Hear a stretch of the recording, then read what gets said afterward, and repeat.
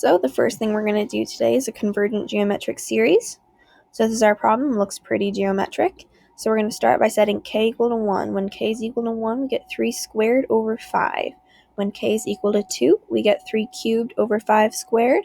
When k is equal to 3, we get 3 to the 4th over 5 cubed. And when k is equal to 4, we get 3 to the 5th over 5 to the 4th.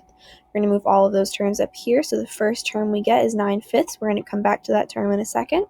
Next term is 27 over 25 plus 81 over 125 plus 243 over 625. Now all of these terms are getting multiplied by 3/5, which means that our common ratio is 3/5, which is less than 1.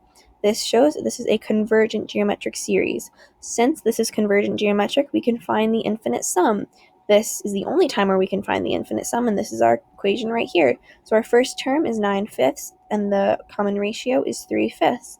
When we plug those values in, we get 9/5 over 1 minus 3 over 5. We're going to multiply that by 5 over 5 to make it a little simpler, and we get 9 over 5 minus 3. When we simplify that, we get the infinite sum is 9/2. Next thing we're going to do is an alternating series test. So this is our problem right here. So we're going to start by saying when n is equal to 3, we get -1 squared times 3 minus 1 over 3 squared plus 3. Plus when n is equal to 4, we get -1 cubed times 4 minus 1 over 4 squared plus 4. And then when n is equal to 5, we get -1 to the 4th times 5 minus 1 over 5 squared plus 5. So we're going to simplify all those. This is going to generate a positive term since it's being squared. So we get 2 over 12. This is going to generate a negative term since it's -1 cubed. So we get minus 3 over 20. And lastly, this is going to generate another positive term since it's -1 to the 4th.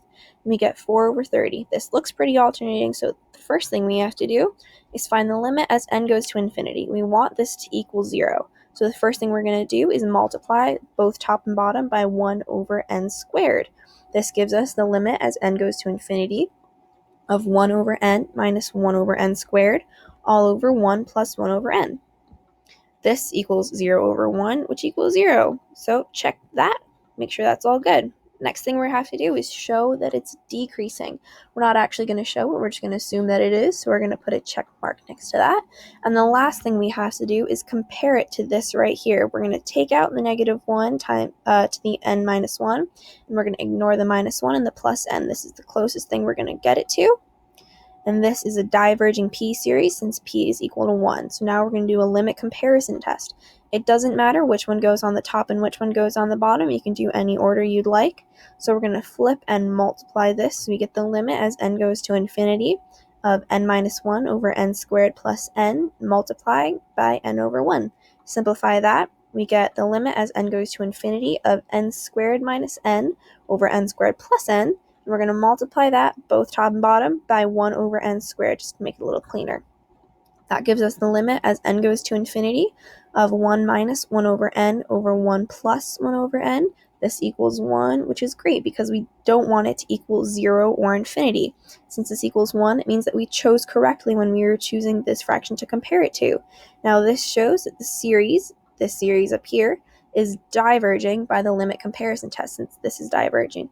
Now the last thing we have to do is show that this is either absolutely convergent or conditionally convergent. Since this is diverging, we have a conditionally convergent series shown by the alternating series test.